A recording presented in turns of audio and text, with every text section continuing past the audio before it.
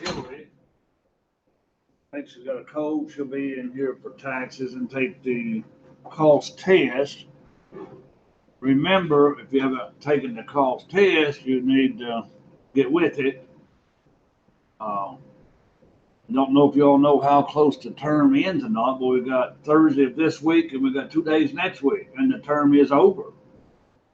And we've got a lot to wrap up. We're going to wrap up some things on break even, margin of safety, and operating leverage today, and then we're going to move on to another chapter. Worst case scenario, I can drop one chapter from the exam, possibly, but I hope to get to 3 in. And once again, to mention those 3 chapters,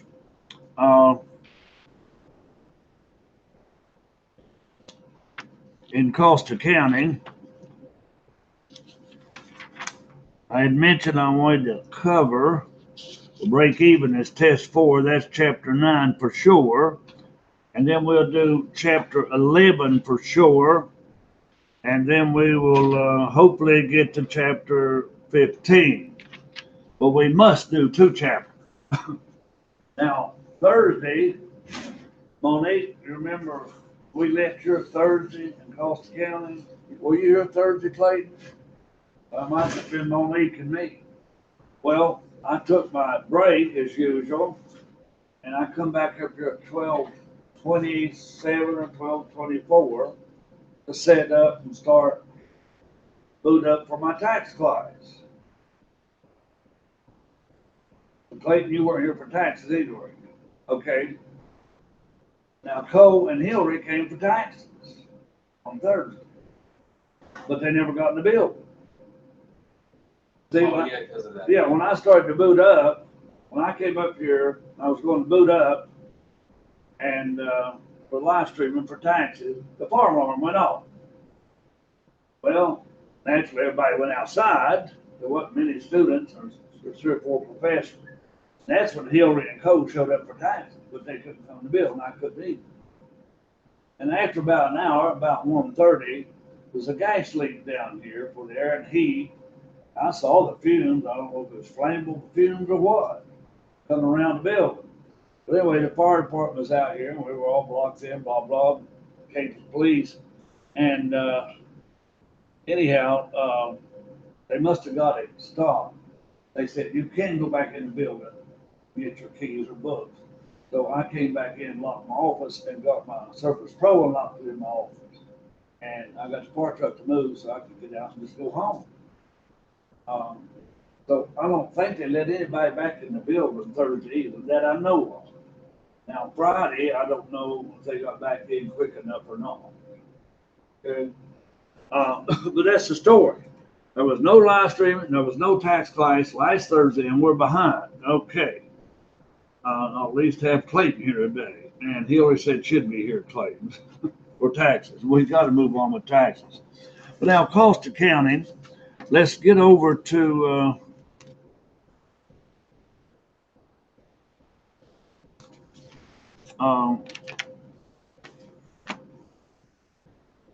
chapter 8 on break even, or chapter 9. All right, now this is a good little chapter. If you ever have your own business, if you're ever working in accounting for a big business that does some of these calculations.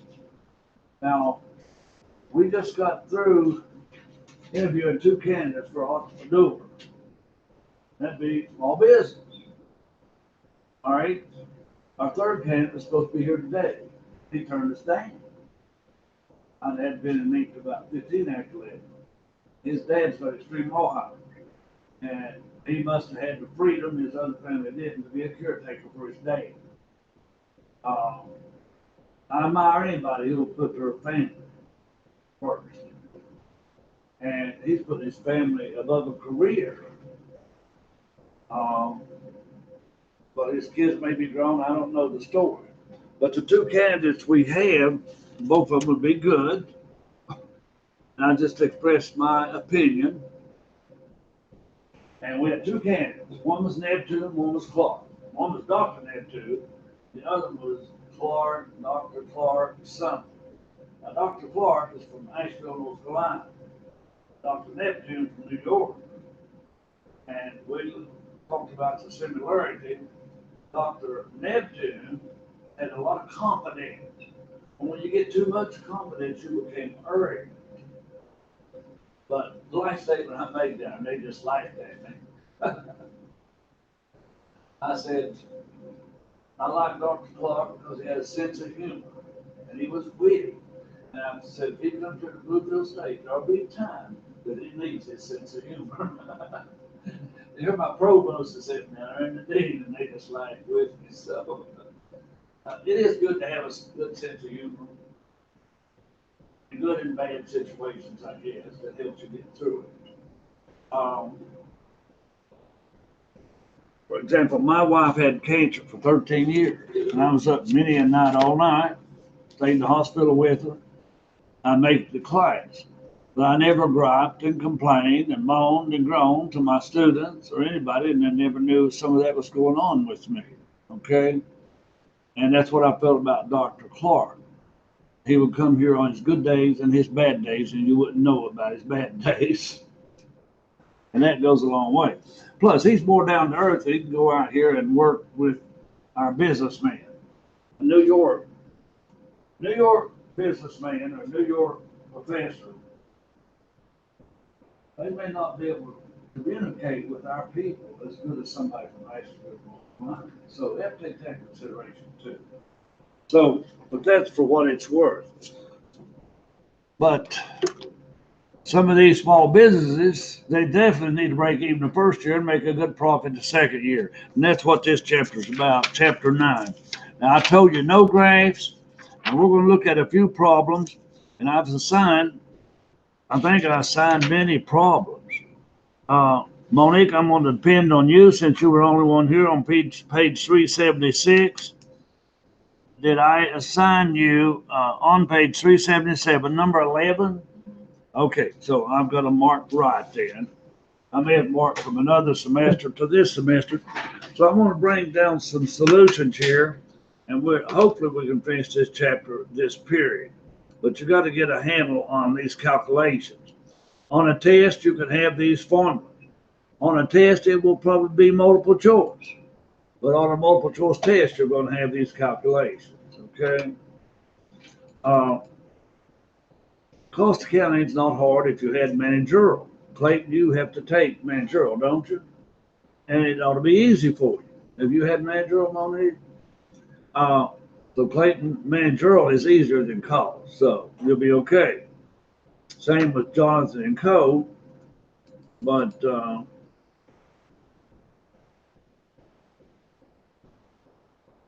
I'm beginning to wonder if Jonathan and Co. has had cost accounting. They're in here, but have they had cost accounting? I'll have to ask them.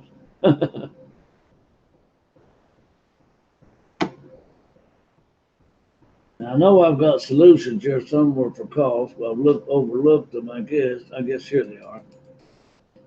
Let me bring these up first and we'll get down to business.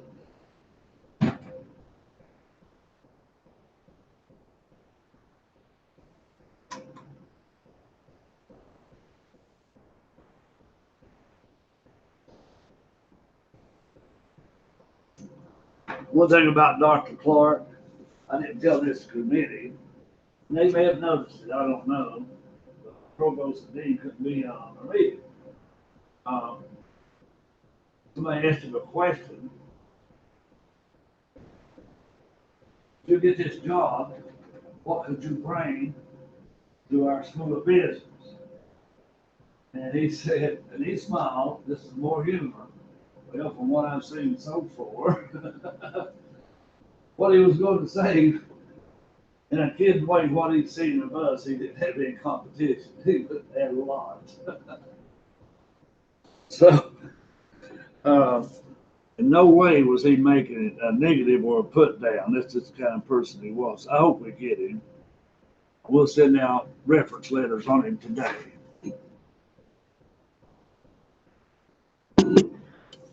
All right, number 11, starting with a very easy one. This company has the following revenue and cost. They have revenue, $70 a unit, and they have cost, 90,000 fixed plus $40 a unit. What is the break even? Okay, Clayton, all you've got to do there is put 90,000 over 70 minus 40. And if you minus 70 minus 40, that leaves 30. So what's 30 in the 90,000? What? 30 in the 9 is 3. 30 in the 90 is 3. But how about 30 in the 90,000? Oh. Yeah, okay, now you're on it. But I'm trying to show you, you can do some of these in your head. It's 3,000, Clayton. So it is 30 in the 90,000. That's a simple break even in units. If I want to break even in dollars, just multiply the darn units times 70. If I want contribution margin, it is 70 minus 30. That's revenue minus variable cost. Revenue minus variable cost. 30 is contribution margin. Divide 30, your contribution margin, and then 90,000 bits, you get 3,000 units. All right. And the rest of number 11, of course, what is the break even in dollars? Well, like I said, it's easy to multiply. Okay. Now, Monique, I don't know if I had these marked in red, or is it your next one number 15? Okay. I got to figure out my markings then. Yeah, okay. And then number 15, right? Okay, I'm on target. So I marked this semester in red, last semester in blue, and I give different problems different. That's why I'm asking you. Okay. And if I ever put problems on syllabuses and outlines or whatever, I usually change those anyway, so they don't mean diddly squat. Okay, number 12. Break even point again. What is diamond ends break even point in rings? Well, selling price is 60. Variable cost per ring, golly, is 220, 48, and 32. Your fixed costs, you've got selling and administrative and manufacturing. Okay, Monique, what was your answer to 12A? Let's go straight at it.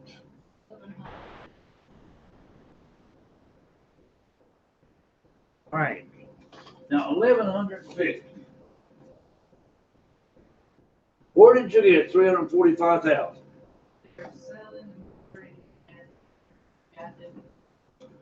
All of your fixed costs, right?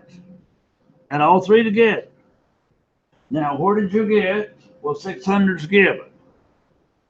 Where'd you get the 300? On the three variable costs. Just add them up.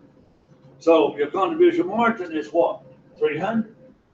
600 minus 300 is 300. Contribution margin divided into 345 gives you 1,150 units. Well, it's easy to get break even in dollars. Now we can get that break even in dollars a different way, Bob, using percents. And I've told you that before. So in case you had that, I want you to write on your paper. Hopefully I can write on this thing. Sometimes it lets me write and sometimes it don't. Selling price is, it's not going to let me write. I've tried to view, I've tried to draw. I've tried picking pencils. And it just won't do it. All right. Let me get a note pad here real quick. All right. What was the sales price? Was it 600, Monique? All right. And the variable cost was at least contribution margin of revenue minus variable cost. That's equal to contribution margin, isn't it? All right.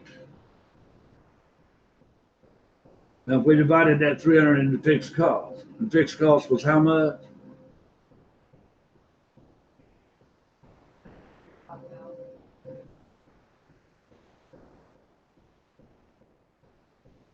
All right, now look at this, folks.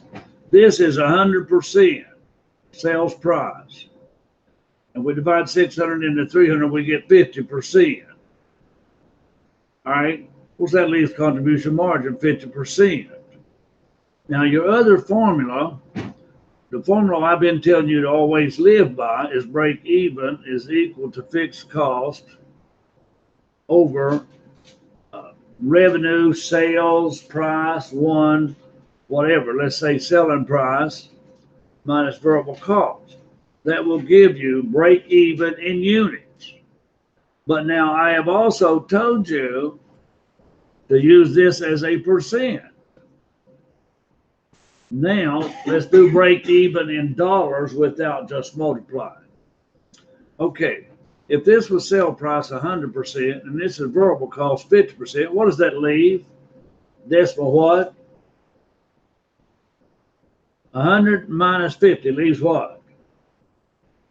50. So divide decimal 50 into 34500. Divide decimal 50 into 345.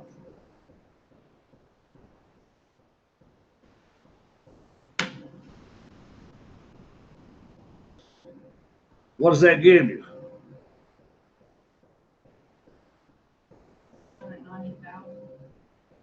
All right.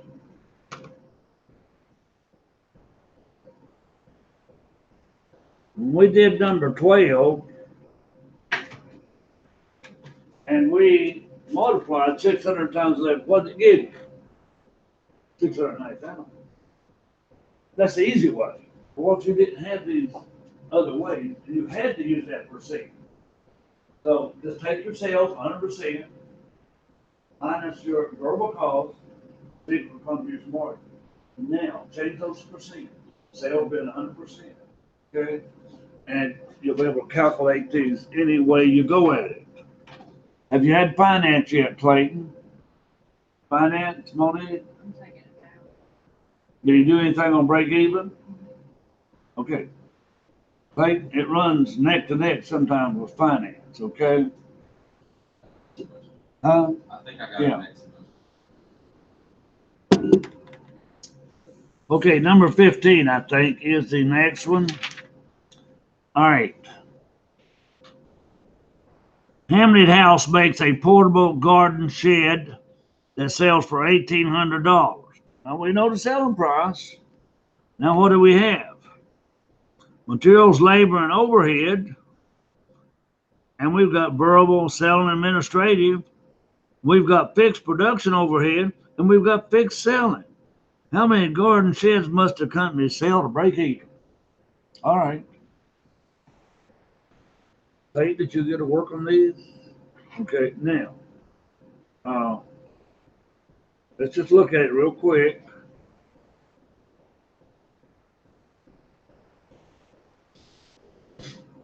I hate to pick up Monique all the time. Okay, 260,000 is your fixed cost. You see that? The 1,800. Okay, now let's see.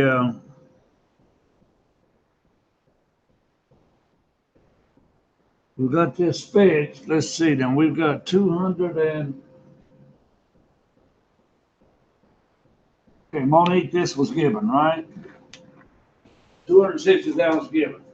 Okay, now where did your verbal selling price? Did they give you that 1,800? They gave you the 1,800. Now, the 1,000. What do we add together to get the 1,000 variable cost? Did you add 800, 90, and 60, and 50? All right, they're listed right there in a row, and they do add up to 1,000.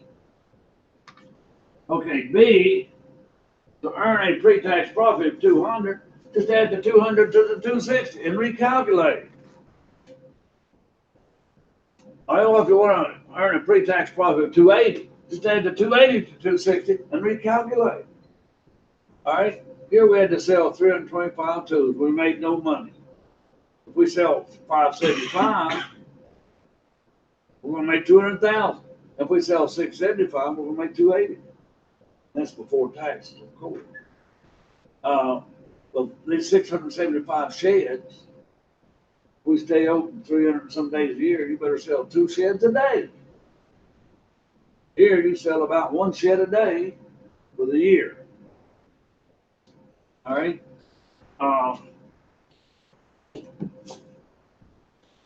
Number 16, was that next?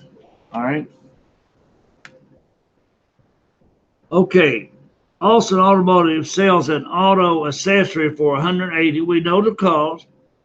The company's variable cost per unit is $30. We know that. $25 per unit dollars for direct labor and $17 for overhead. Annual fixed production is $37,400, and fixed selling and administrative is $25,240. What is the contribution margin per unit? That is sales minus variable cost, isn't it?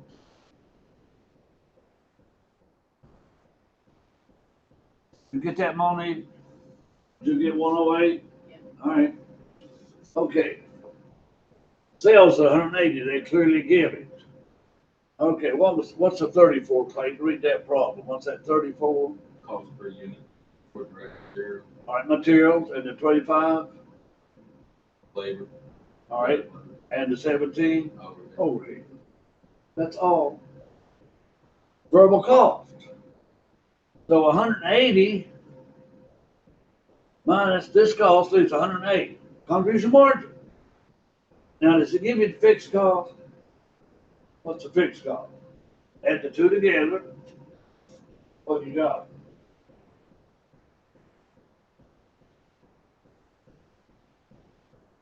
What do you got when you do the fixed cost? Don't need it? Did you even have it? I don't know. I was assuming you had it. Yeah, add 37.4 to 25,240.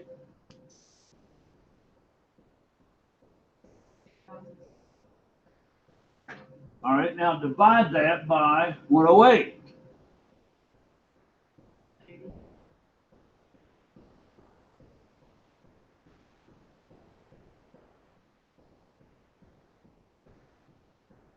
All right, I answered C, but we answered C. I didn't go in order. All right. So, break even units is fixed cost divided by contribution margin. That's what we just did. Okay, contribution margin ratio. If we take 180 minus 108, that leaves the difference, and we will break them down in percents like I did a minute ago, 100 and 60 and 40. 40 will be your contribution margin. Now, divide decimal 40. Wait a minute. Contribution margin is decimal 60, isn't it? So if you divide decimal 60 into 62,640, you're going to get 104,400. Now, all right, take 580 times 180. It takes 580 times 180.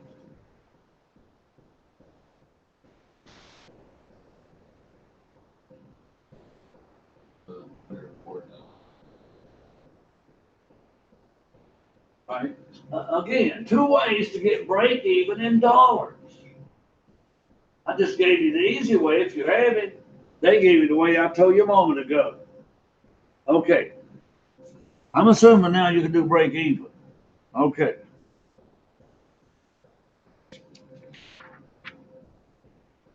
I believe I flipped all the way over. Did I flip all the way over, Monique, to number 25? All right, let's look at 25. Now, I don't know if I'll give this to you on exam or not, but I might. So in case, let's look at it and let's try to understand it.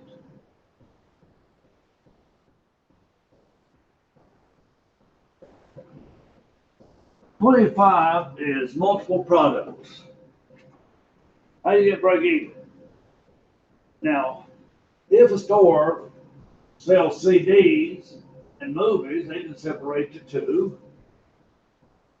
Um, anyway, we talk about even CD rentals. Clayton, where do you get your movies from now? I don't really watch movies. You know? Never really had it. But if I did get it, it'd probably be like a Netflix or something. Where do you get your movies from on there? I get them at the red box or on red. All right. Back when these videos first started, they were probably something like an 8-track. Not a big carton. They come out from the video store. Then they came out with the CD, right? And Blockbusters was one of the biggest movie rentals in the country. Every little store in Tippin Market rented movies. And some of these towns, they had all these movie rentals, they had an extra little room if you wanted to rent adult movies. All right, big business. Then came along demand, shortly long. Then came along Netflix, Amazon, Prime, there's a bunch of others, where you rent a movie or see the movies, a lot of free movies.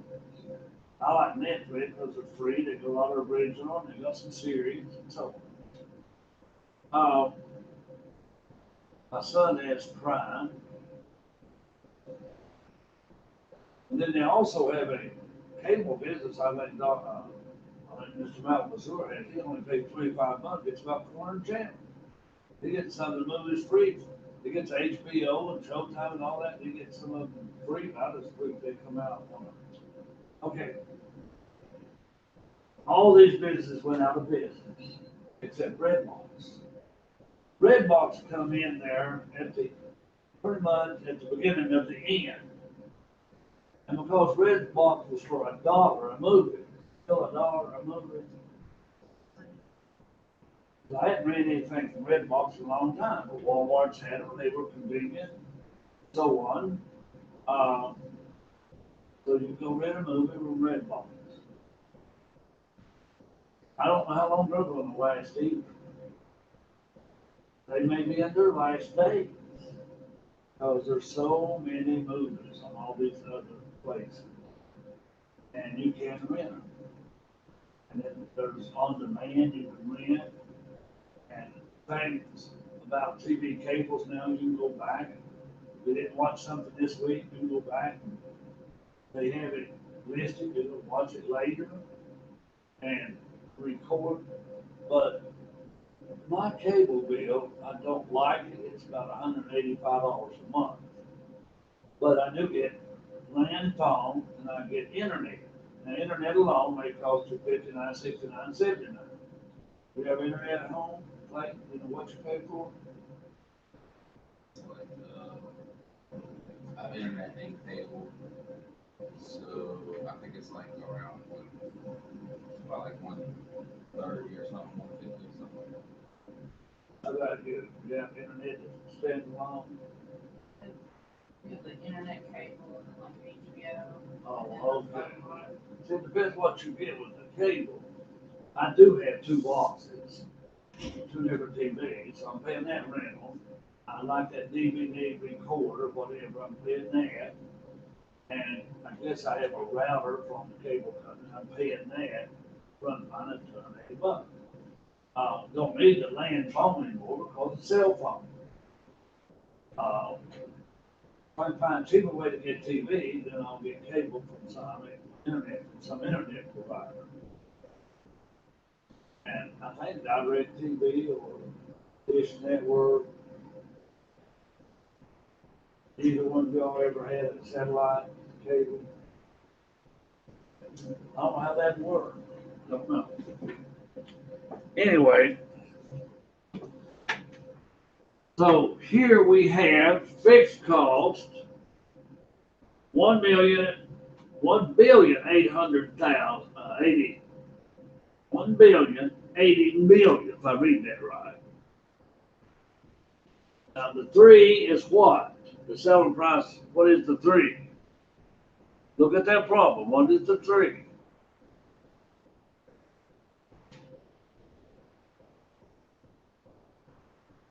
Look at the 3, the 5, and the 2. It's right there in the problem.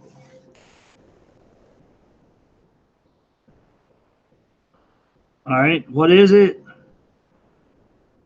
All right, percent of total sales. Look over that percent of total sales. 30%, 50%, 20% add up to what percent? Huh? 100. All right, that's where you get to 3, 30%, or 3, 50%, 20%. All right, now what is the dollar amounts? 300, 700, and 1,000. That should be given. I don't see them though. Where do you get to 300? Okay, I see the 1,080,000,000. All right. And where do you get to 300, 700, and 1,000? It's the selling price minus. That's what now? The selling price minus.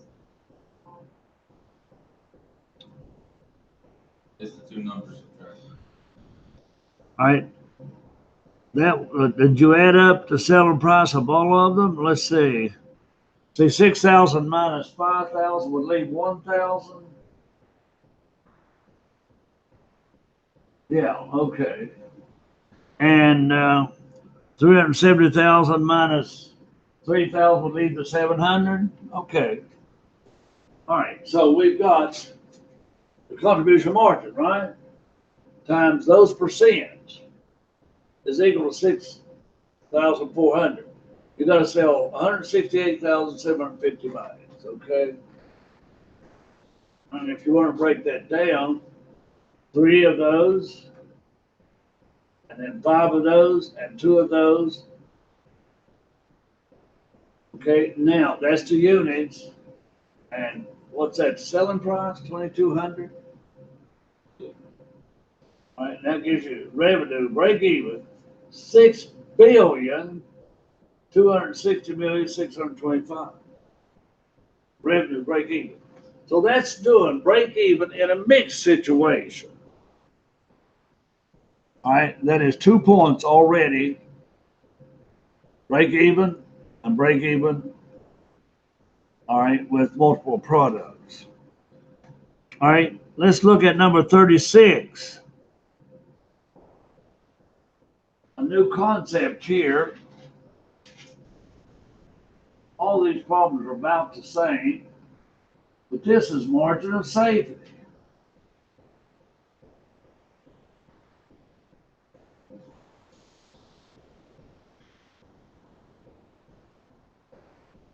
All right, 36A, dollar per unit percent, variable cost percent, contribution margin 25%.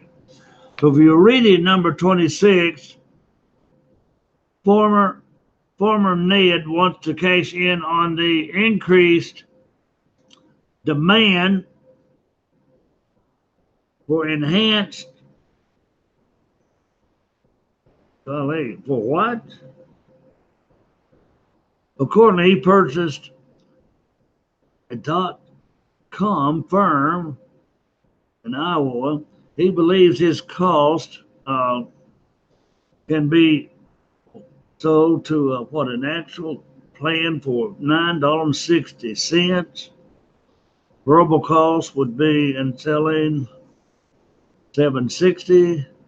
His fixed cost is $264. Okay, all the information there. It's all of this is given. Sales is 60, variable cost is 45, contribution margin 15. Now break even should be easy, and it is. Fixed cost minus contribution divided by contribution margin is 65,000 cards. Now you can multiply that by $60 to get your sales in dollars. But now your target pre-tax profit, you want 900,000. Add that to your fixed costs and divide by 15. Now we got to sell 125,000 cards. All right, we got to sell quite a few more cards because we want a profit.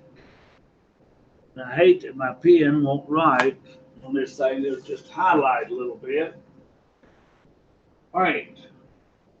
Now, what is 125,000?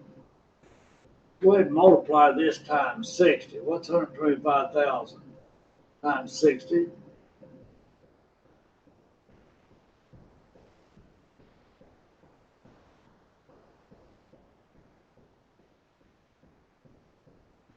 What is that? 7.5 million. Right. Yeah, that's right. 7.5 million. All right. But now we'll get to that if we need it. But here, if we want to target after tax profit of 750, now what was this one up here? Target what? C is pre-tax. Now what is D? After tax. So what we got to do? We got to take the 750,000 divided by decimal 60%. The tax rate's 40. 1 minus 40 gives you decimal 60. Divide 750 by decimal 60, you get 1,250,000. All right, 1,250,000 divided, also added to 975,000. What was the 975,000? Fixed. All right. Sales plus fixed. Now divide that by $15 a crate, and you have to, sell 148,333 carts, crates, or whatever they are. All right.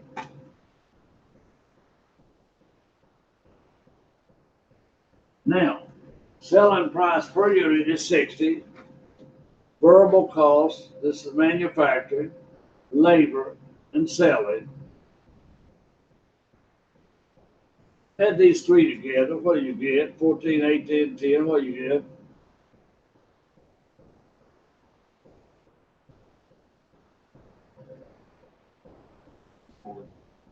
Should be 42.90.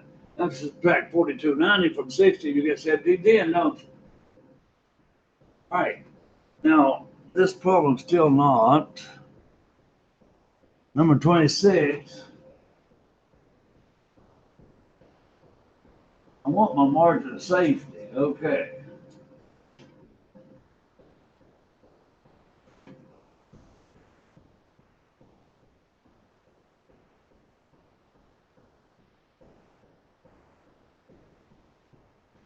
Right. You got other scenarios, manufactured fixed cost or what have you, if you could lower it. Well, if you can lower your fixed cost, reduce your margin, you'd have to sell less cars. But here we got target sales. Here is your sales minus variable cost minus fixed costs. Now, what is the $44.50? Is that margin of safety? Is that what you're asking for? Let me read the problem. If the company can increase sales by 15% above the current level, what will be the increase in net income? What will be the new net income? Well, wait a minute.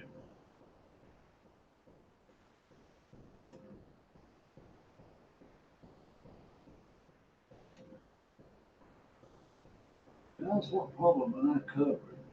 I'm 36, right? And I want 26. Why did y'all tell me? I thought you were reading the wrong one. I sure was. Why did you tell me? I kept looking for margin of safety, and since it wasn't there, You only had 2 parts here. Now, 26.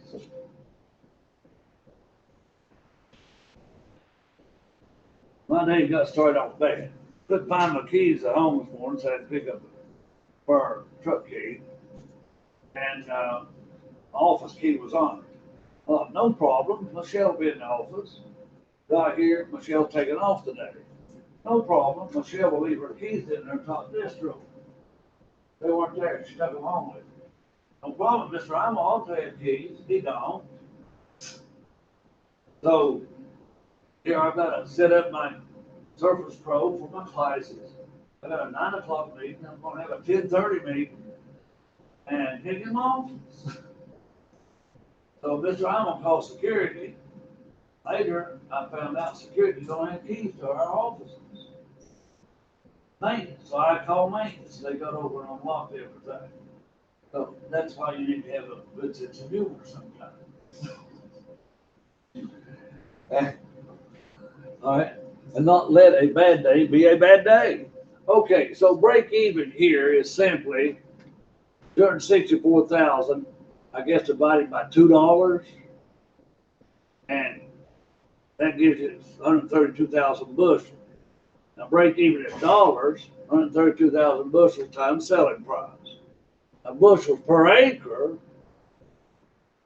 how do they explain that? We need 132,000 bushels divided by, what is the 1,200? We need 132,000 bushels. What's the 1,200? Acre. Oh wait, that's how many acres we own? All right, on that point, I met my sister in Grundy, it's my brother. My sister is from Nebraska.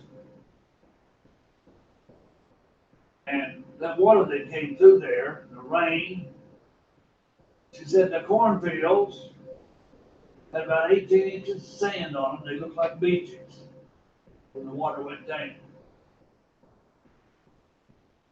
So those farmers are not going to be growing corn, and our prices will go up. They got 0 per acre. Transportation in and out of some of the cities in Nebraska. The railroad ties washed away. The rails are standing straight up, down, or in trees or whatever. The water was up on trees about 20 feet. There's trash in the trees. Over 1 million cows got drowned. And roadways and bridges washed out. My sister said it took her an extra hour to go anywhere. So, per acre is going to be very little for a long time in Nebraska. It washed out over half the state. All right, I didn't know it was that bad until I heard it from her firsthand. Lincoln and Omaha, Nebraska, the 2 biggest cities, they did not get hit, but my sister lives in a little town. Her house did not get hit, but a lot of the people in the town did. All right, now, moving on, I want margin of safety. Now, bushels sold is how many? How many bushels did we sell? 170. How much? 174? And the break even? No. Yeah, that'd be 174 bushels sold, right? You see that? Is it there, Clayton? It says produced. That's all. All right, bushels produced, 174. So I guess that's how much. Yeah. Minus the break even bushels gives you 42,000 bushels margin of safety. That's bushels. But now if we take that 174 times the sale price of 960 minus the break even is equal to 4032. 4032 divided by 1.6 is 24%. Your margin of safety is 24%, but Monique, you work this problem. You see a shorter way to do all that mess right there. Is there a shorter way to do that mess? But you do it pretty much the way they did it. All right. Okay, now we gotta do something here. This is number 26.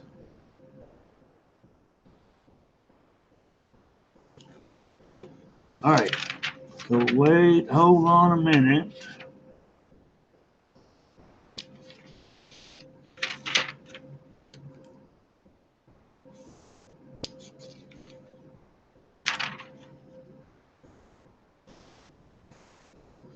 Well, I don't see it. It's not in the problem where I'd like to have margin of safety. They didn't give us enough problems here.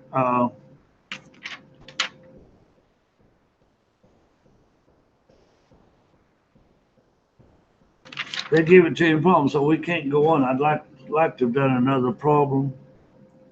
There's got to be a shorter way to do margin of safety. Now, the formula for margin of safety is simply what, Monique? What's the formula for margin of safety? In your book, it's just what? Probably not in your notes. It's in your textbook back under those formulas. Margin of safety.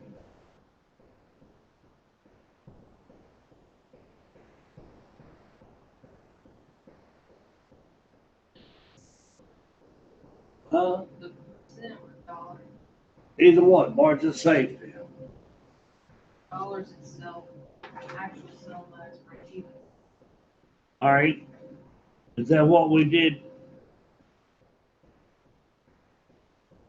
All right, bushel sold minus break even bushels equals margin of safety.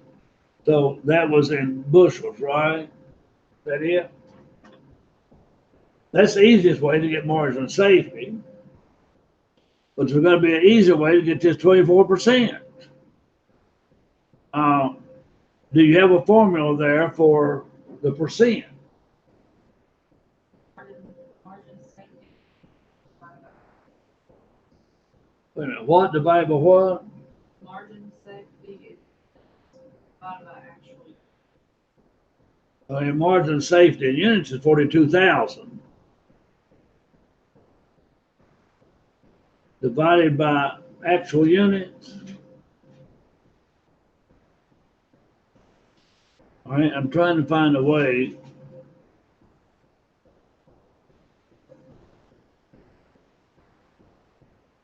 All right, 42,000 units. Oh, it's 42,000 divided by 74. That's the actual unit. So All right, so 24. divide 40. Okay, divide 42,000 by 174. What does that give you? 24. That's easier then. You divide the margin of safety units by the total, and that's easier than taking all the sales prices and working it, okay? That's what I wanted.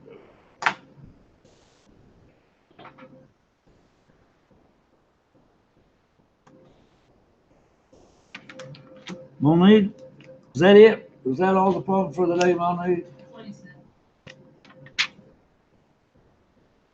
Yeah, I think that makes it all then, I guess. Operating leverage. Okay, now we got margin of safety. I want operating leverage. So there's three concepts: break even, A and B, break even A units, break even B dollars.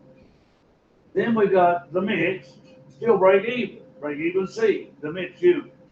Then we got margin of safety, part two, operating leverage, part three. That's what I want you to know from this chapter.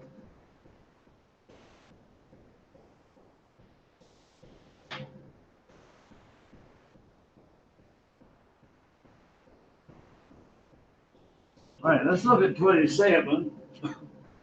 First off, we'll find break even. That's 450 fixed divided by contribution margin, 15,000 tires per month. Break even dollars is 900,000. Profit before tax desired is 25% of sales revenue. That's before tax, so that makes it easy. So here we got to take $60 is your sales price. I want 25% of that to be profit, so I got to make $15 per unit profit. So you take 30 times something. What was the 30? The 30 is what? What is that 30? Contribution margin, isn't it? All right? And then 15 minus 15 equals 450,000. What's 450,000? Fixed cost. So you're dividing fixed cost by sales price minus contribution margin is equal to 30,000 units. That's profit before tax desired at 25% of sales. You have to sell 30,000 units. But here's what I want. Degree of operating leverage. $30 is what? Is that your contribution margin? Is that 1 minus your variable cost? Is $30 your contribution margin?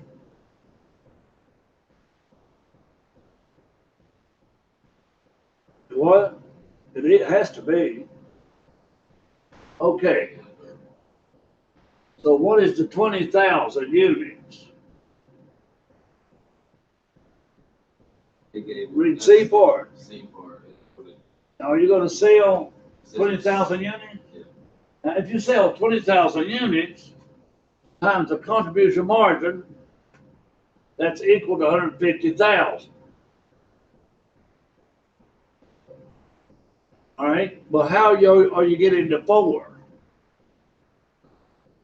All right, you multiply 20,000 times 30. Sales price, contribution margin. That's 600. I'm sorry, what was 150,000? That's 600, right? What was the 150? Minus 450. You take 600 minus 450, which would. That give you profit? Yeah, that give you. Profit divided, okay, 4 is your degree of operating leverage. But you see here, it's contribution margin divided by profit actual before tax. Contribution margin was units times 30. 30 is contribution margin. And 150,000 is the profit you want before tax, right? All right, contribution margin minus fixed cost. That is 600,000 minus your fixed cost. Is your net income. So really, it's just profit divided into contribution margin. Okay, gives you the degree of operating leverage. So that's a third concept I wanted you to see. Now D, I have it ready, so let's look at it. Here's your units. What is the 15? What's the decimal 15 or 115? It gives it to you. How much sales increases? Yeah, okay. Sales increases by 15%, that makes 115. And we gotta go through the whole thing again. All right, but I'm gonna keep it simple for test purposes. But here you can look at D part, and you can look at sales, current and proposed. You can look at variable costs, current and proposed. Fixed costs stayed the same. You can look at net income, current and proposed. Now, if you divide 150,000 into 600, you get 4, don't you? 150 into 600, you get 4. All right? But here, I want to divide 240 into something. Divide 240 into 690. Divide 240 into 690.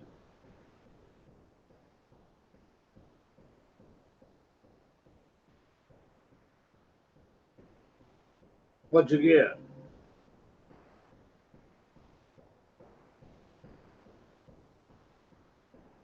Three point? 2 point what? 875. All right. Now, over here, you divide the 600,000 by 150. So you're just dividing contribution margin by net income. Now over here, I want you to divide 690,000 by net income. Now your degree of operating leverage went from 4 to 2 point something. All right. But we made more income on the 2 point something, didn't we? So your degree of operating leverage, smaller must be the better. 2.8 is better than 4 then, right? All right. Now I want to point out to you right here. Here is operating leverage. Divide contribution margin by net income. Divide contribution margin by net income. That's all you're doing. All right.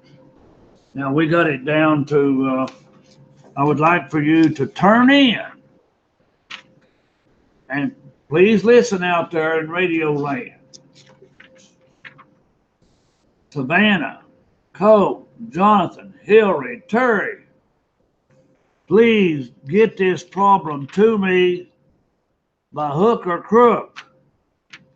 And what I mean by that, hand it in Thursday or email it to me Thursday. I don't want it before Thursday and I don't want it after Thursday. I want this problem by Thursday. All right. It's a comprehensive problem somewhere. Don't want multiple products. I